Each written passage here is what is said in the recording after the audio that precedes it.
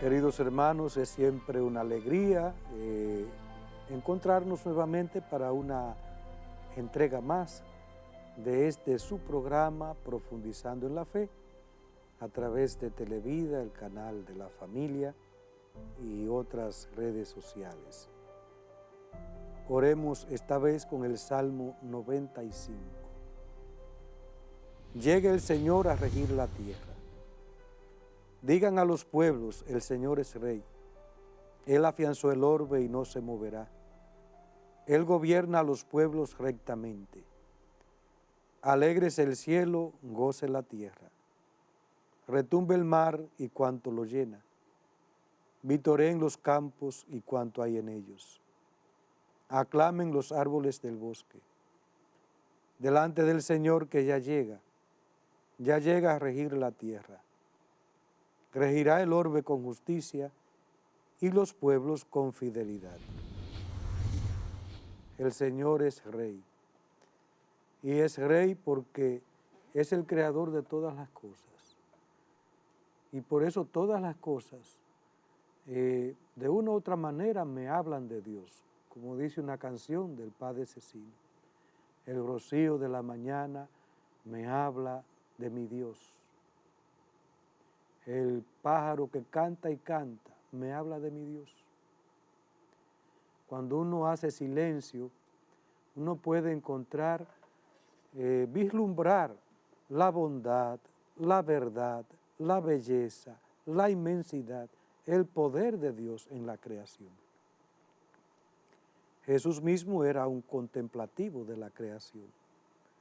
Hablaba de trigo y cizaña, de oveja y pastor, de los lirios del campo que ni hilan ni tejen, porque hacía silencio y ahí sabía encontrar esa riqueza, esa maravilla del Padre que todo lo ha creado con sabiduría y amor y que nos llama a nosotros a cuidar. El Señor reina, pero también reina en el corazón humano, sobre todo en aquel que le acoge, porque el Señor también, aunque es Rey, no gobierna de una manera despótica, de una manera imponente, no, gobierna como pastor, y el pastor apacienta. Apacentar significa llevar a alimentar, a pastar, pastor, apacentar. Pero el pastor también guía, conduce. Por eso dice el Papa Francisco que el pastor a veces va delante del rebaño marcando el camino. Otras veces va en el medio, porque el pastor no solamente guía, el pastor cuida, el pastor protege, el pastor acompaña, va en medio. Otras veces va detrás, sobre todo cuando hay ovejas, en ese rebaño hay alguna oveja que conoce el camino, entonces ya el pastor se confía de esa que va guiando a las demás. Entonces no hace falta ir delante, va detrás. Pero va detrás, va atento, va mirando, va con la vara también volviendo al redil aquella que quiere como salir.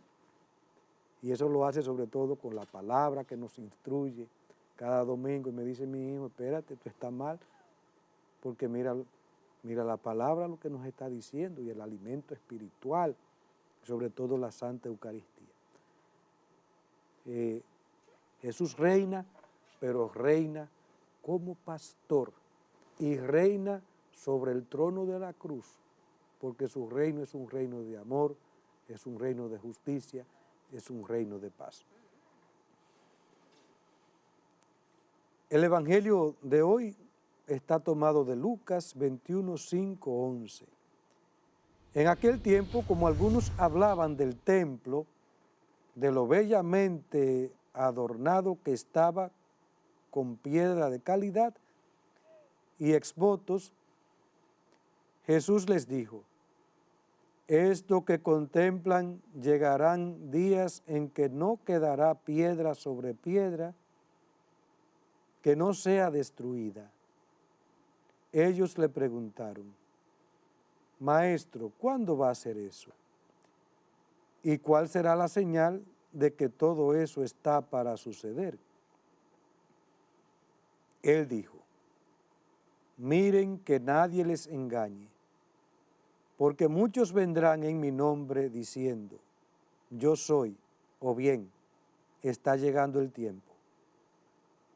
No vayan tras ellos. Cuando oigan noticias de guerras y de revoluciones, no tengan pánico, porque es necesario que eso ocurra primero, pero el fin no será enseguida. Entonces les decía: se alzará pueblo contra pueblo y reino contra reino.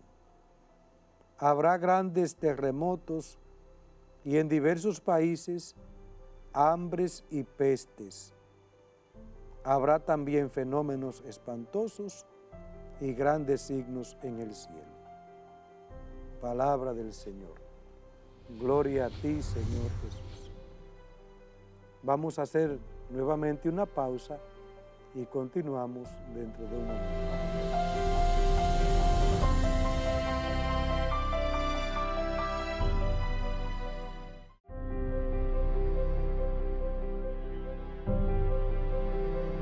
Queridos hermanos, es un postulado de fe que el mundo pasará, la figura de este mundo pasará. Y por eso todo lo que comienza termina. El mundo no es eterno. De hecho, los marxistas decían que la materia era eterna. Por supuesto, quitaban a Dios, porque por eso sembraron siempre el ateísmo. Pero la fe nos dice que no, que la materia termina. El mundo un día va a llegar a su fin. ¿Cuándo será? Nadie lo sabe. Y ese sol que vemos tan hermoso, tan poderoso, porque tiene un poder tan grande, un día se apagará. Y hoy hasta la ciencia confirma eso, porque es una bola gigante de fuego, como muchas estrellas en el cosmos se han apagado. Por eso Dios mismo crea el mundo como un gran templo. Como un gran templo va creando poco a poco, paso a paso. Y digo que lo creó como un gran templo porque la creación termina en el culto, termina en el descanso sabático, termina el sábado, que es el día del descanso. También como la humanidad entera, como dice el prefacio, llegará un momento en que entrará la humanidad entera en el descanso de Dios, es decir, aquellos que hayan sido considerados dignos de reinar con el Señor, entrarán en el descanso de Dios. En el año litúrgico vemos todos los misterios de la vida de Cristo, comenzando por la preparación del Adviento, hasta terminar el domingo de Cristo Rey, en que celebramos el reinado de Cristo.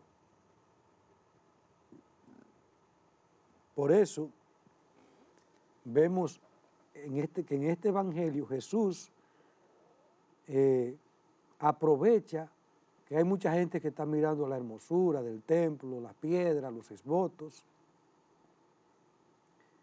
y está maravillada con todo aquello.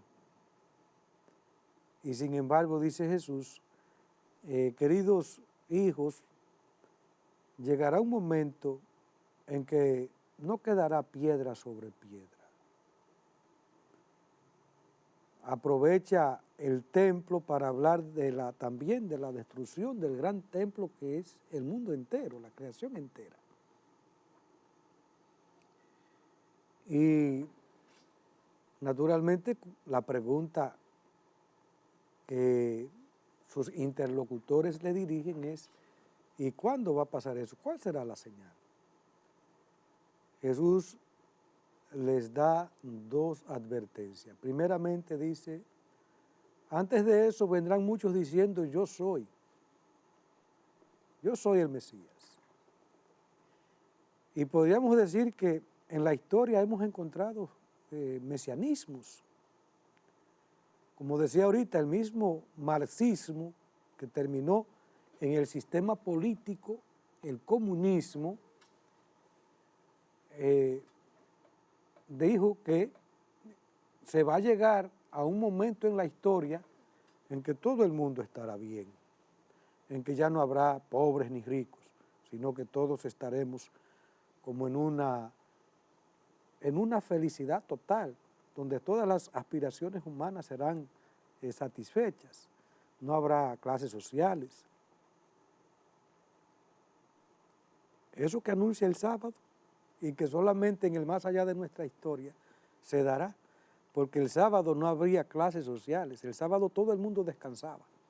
La creación incluso no se trabajaba por eso, porque había que dejar descansar la tierra. Y de ahí que en el año jubilar, el año sabático, no se trabajaba la tierra. Cada 50 años tenía la misma raíz sabática. Y los animales no trabajaban, y mucho menos el hombre. Pues el comunismo decía, vamos a llegar a un estadio de la historia en que no habrá clases sociales, todos seremos iguales. Y como decía ahorita, partía de que la materia es eterna. Partía de anular a Dios y por eso se oponía contra la fe y contra la religión. Los primeros perseguidos fueron los cristianos de aquellos tiempos. Pero hoy también tenemos otro tipo de mesianismo, ahí tenemos el capitalismo, tampoco lo podemos sacar de ahí porque este mundo capitalista ha endiosado el dinero, ha endiosado el placer, ha endiosado, ha dicho que no hay salvación más que aquí que está la salvación.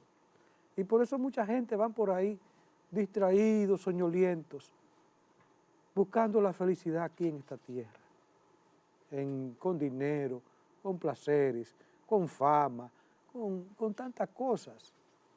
Hoy se ha hecho del mundo del deporte, podríamos decir. Hoy el deporte es prácticamente una idolatría en mucha gente.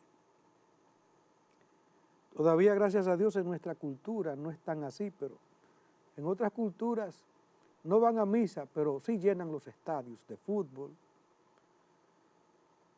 y sí llenan las discotecas.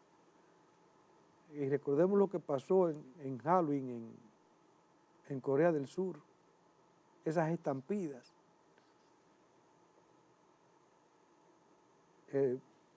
Un mundo que da culto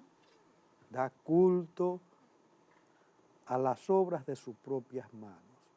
Y está embelesado viendo los progresos humanos y ha perdido de vista lo esencial. Que el cielo y la tierra pasarán, pero las palabras del Señor jamás pasarán. Lastimosamente. Y nosotros los cristianos también tenemos que revisarnos grandemente. Porque a veces también, y somos culpables, leía un sermón del santo cura de Ars donde decía eso, que en el juicio, lo dice el Señor, pero él lo explicitaba un poquito más. En el juicio nosotros seremos castigados con un mayor rigor, porque tenemos conciencia, porque hemos recibido tantos dones. Hemos recibido más, y al que más se le dio, más se le exigirá.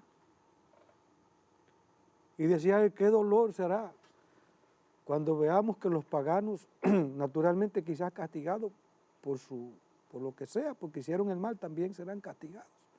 Pero los cristianos serán con más rigor, porque sabemos más, conocemos más, hemos recibido más. Y Dios es inmensamente justo. Y este tiempo de ahora, mientras estamos respirando, este es el tiempo de la gracia, este es el tiempo de la misericordia. el tiempo de la misericordia de Dios. Entonces dice el Señor, vendrán muchos diciendo yo soy. Incluso ha habido locos por ahí que han dicho que son el Mesías, que son el Señor, que ellos tienen la solución, no solamente, como decía, sistemas políticos, filosóficos, esta práctica mundana que ofrece felicidad a toda costa. Hoy para todo hay solución. Un mundo contradictorio también.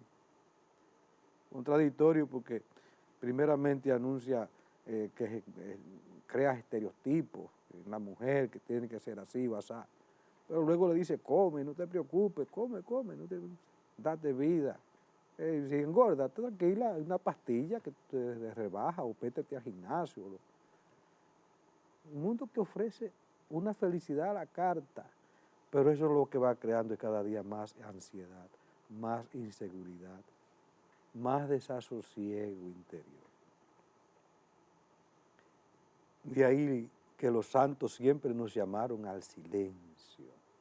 Cuánto bien hace detenernos y hacer silencio para escuchar la voz de Dios, para contemplar su presencia, para meditar la palabra, para no dejarnos arrastrar de todas esas falacias que hoy tienen al mundo ciego, de todos esos idólatras que llevan también a otros, que arrastran a otros a la perdición.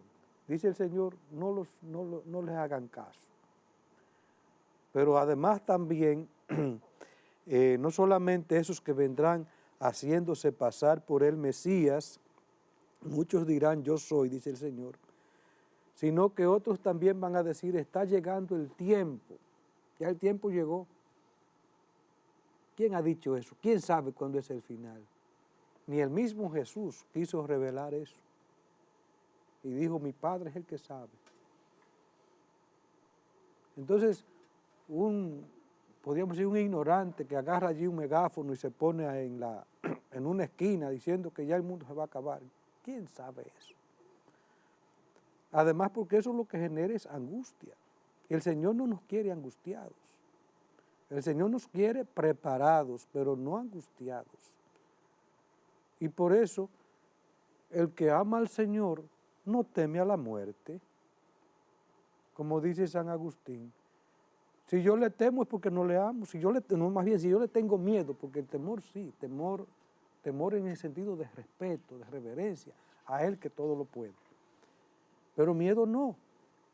El que ama no tiene miedo, vive en libertad, la libertad de los hijos de Dios, libertad de hijo, no miedo de esclavo. Libertad de hijos.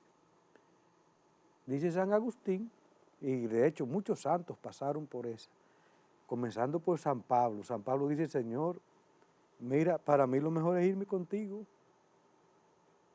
Pero si esta comunidad, si este pueblo todavía me necesita, aquí estoy, aquí están mis manos. Lo dijo también San Martín de Tours, que cuando estaba muriendo, se le rodearon sus hermanos y sus amigos y comenzaron a llorar. Y él, conmovido por esas lágrimas, dice, ay Señor, yo quisiera ir contigo también. Ya me quiero ir contigo. Pero si todavía esta gente me necesita, que se haga tu voluntad. Esa es la paz que tiene el que sabe que ha vivido en Dios, que ha vivido en el Señor. Y por eso ni la muerte le turban, porque tienen esa serenidad y han hecho esa experiencia con el Señor. Y saben que el Señor está ahí con ellos, está con ellos. No lo sigan, dice el Señor, no lo sigan. Y nos da entonces el Señor esos signos que habrá antes del final, guerras, primeramente guerras, después también habrá pestes, dice el Señor. Algo de eso estamos viendo ahora, actualmente, pero no podemos decir que es el final, solo Dios lo sabe. Y lo que el Señor quiere es también que eso sí, que trabajemos por el bien. Trabajemos por el bien.